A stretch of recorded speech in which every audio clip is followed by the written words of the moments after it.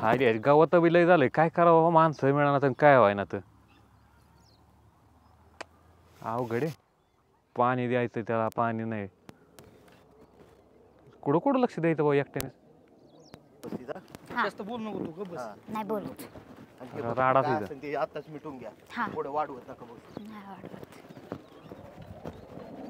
काय लाल तुम्ही? तुम्हाला सांगितलं होतं ना दारात यायचं ना आमच्या. हा दारात नाही भेटलं म्हणून तुम्ही रानात बॅले डायरेक्ट. हे बघा, तुम्हाला खरं सांगू का? अहो काय बघायचं तुम्ही, पहिलंच वाटोळं केलं ना, अजून काय बघायचं बरं तुमच्याकडं? यांचा माझा काही संबंध नाही आहे, पहिलं तुम्हाला सांगितलं आहे. फक्त तुमचं तुम्ही काय असेल तुम्ही बोलायचं, तुम्ही अजिबात इथं थांबायचं नाही, तुम्ही दोघांनी पण. ह्या बघा, तुम्हाला खरं सांगू का, आमचं पण इथं काय नाहीये, पण मी खरं का आलोय तुम्हाला सांगतो. आम्हाला वाटतं कुठंतरी तुमचं चांगलं व्हावा.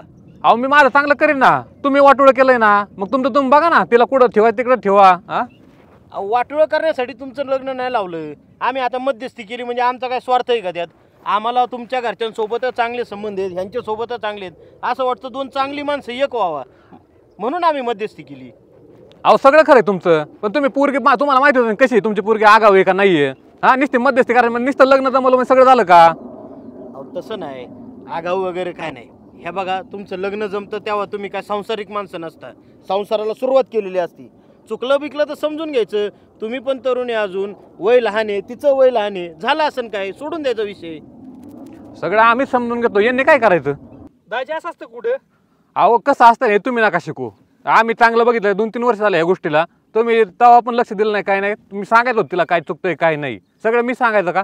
आता आम्हाला मस्त चुकतंय, पण आम्ही तरी त्याला कवर सांभाळाय सांगा बरं. पण एवढं काय झालंय तरी काय मला कळू द्या जरा तुमचं तुटेपर्यंत.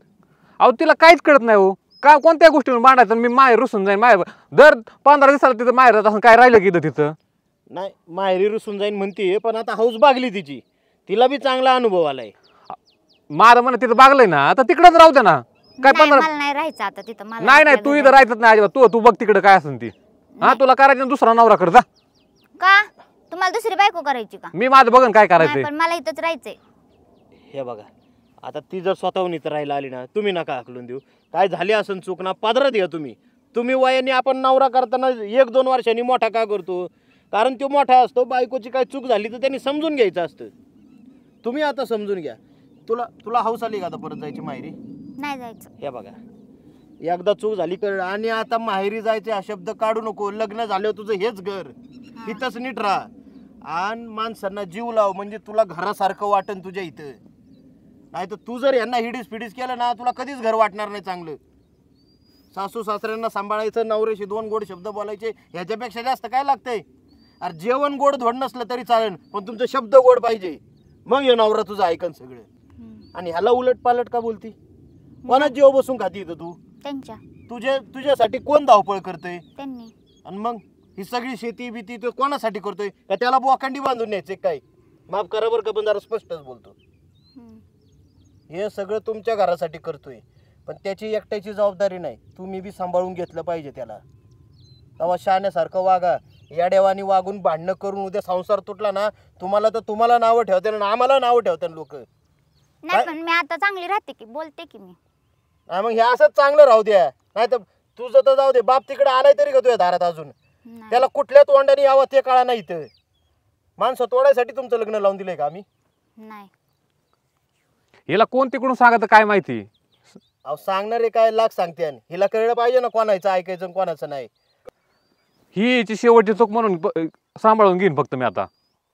नाही हे बघा, शेवटची चूक म्हणून नाही, पण पुढे जर कधी चुकली तरी तुम्हाला सांभाळून घ्यावं लागेल. असं ताणल्याने तुटत जाते हो. थोडं तुम्ही बी आपली समजूतदारपणाची भूमिका ठेवा. आणि चुकली ना, तिला सोडून देऊन जमणार नाही. ती तुमची बायको आहे, आता तुम्हाला सांभाळावं लागेल आणि चुका सुधारावं लागते. बघू ना तिच्या आता वागण्याहून काय होते काय नाही कळणच. काय माणसाला एक धक्का बसणं बी गरजेचं असतं, ते तिला झालेलं आहे आता. तेव्हा तुम्ही आता गुढीत राहा फक्त, बस एवढंच आमचं म्हणणं आहे. बरं चला जाऊ घरी आता. नाही जाऊ, पण आता तुम्ही दोघं हसून खेळून राहिले तर आम्हाला घरी यायला मजा आहे का नाही? नाही तर काय आम्ही उगा येतो इथं तोंड तिकडं तुमचं तिकडं, असं नको व्हायला. चला